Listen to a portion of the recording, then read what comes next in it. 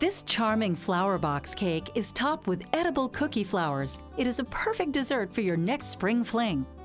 First, let's decorate the flowers.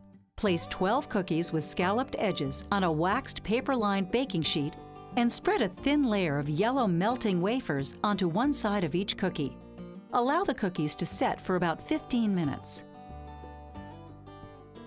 Place 1 cup of vanilla frosting into a piping bag with a small round tip. You can also use a small resealable plastic bag and snip a small hole in one corner. Pipe petal outlines onto each cookie. To make the centers of the flowers, trim the bottoms of 12 berry-shaped candies with sharp scissors to expose the sticky interior, which will make for a stronger bond. Then use a dab of the melted wafers to attach the candy into the center of each flower. Now use another dab of melted wafers to attach a green, non-toxic craft stick to the back of each cookie. Allow the cookies to set while we frost the cake.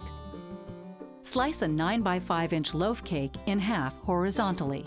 You can use a cake mix made in a loaf pan or a thawed 16-ounce loaf of pound cake. Place it onto a flat serving plate lined with 4 strips of waxed paper to keep the serving plate clean while we frost it. Remove the top half and spread 3/4 of a cup of chocolate frosting on the bottom layer. Replace the top layer on the cake. And then frost the top and sides with about 1 1/4 cups of the chocolate frosting. Sprinkle the top with 10 crushed chocolate sandwich cookies to make soil.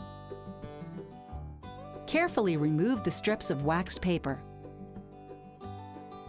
To make the outside of the flower box, press chocolate cream pirouette cookies around the cake. You'll need a 14-ounce canister of the cookies and cut them in half with a knife. Once the box is built, go ahead and top it off with the rest of the Oreo soil. Refrigerate the cake for at least 30 minutes. Lastly, let's insert the cookie flowers into the flower box.